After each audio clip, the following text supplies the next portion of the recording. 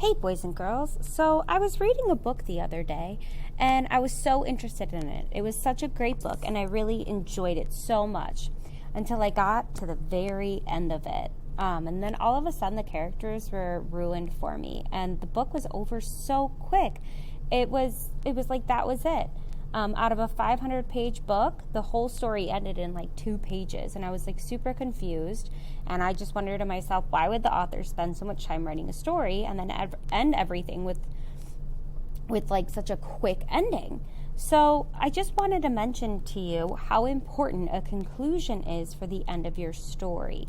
It can also be very, very powerful at the end of your vignette. You'll remember when we read that vignette about the girl who was riding her bike. It didn't just end. Like, we've got the climax, and then it was, and then she took off and she rode and she saw everyone clapping and she finally learned to ride her bike. It wasn't just my dad let go and that was it. We got a little bit more detail after that, and she ended it very well.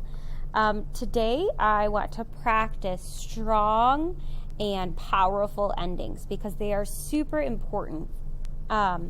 Today, we are going to do an activity called Choose a Conclusion. I'm going to read to you this vignette, and you're going to decide how the story ends in your digital notebook. All right, here we go.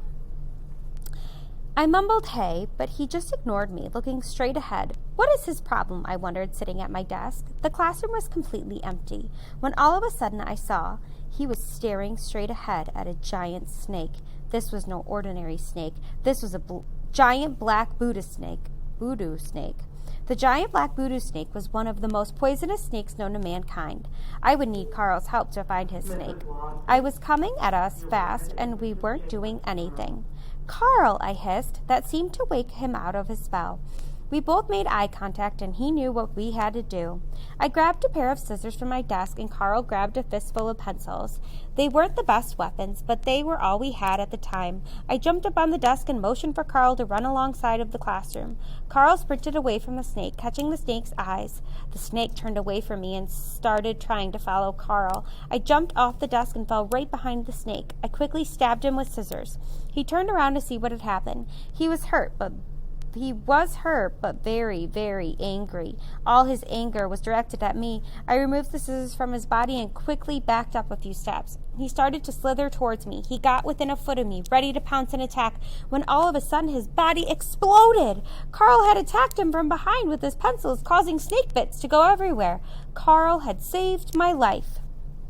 All right, so down here it says, how should this story end?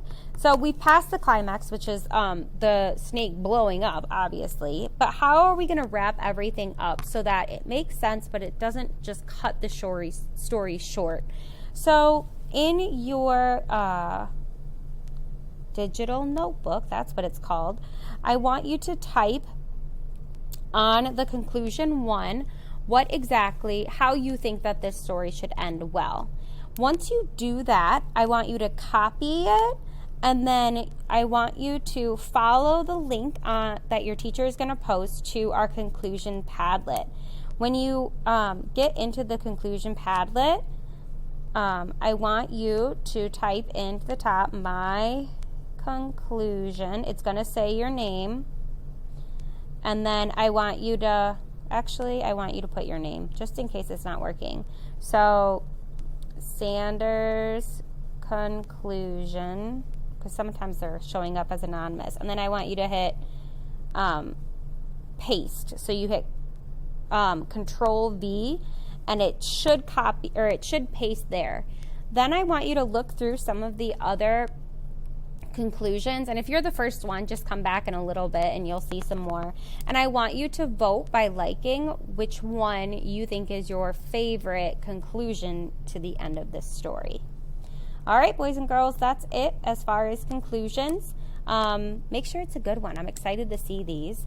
And when you're done, if you have time for the day, I want you to be working on your vignettes. And I do want you to keep in mind that your vignette should also have a very powerful conclusion.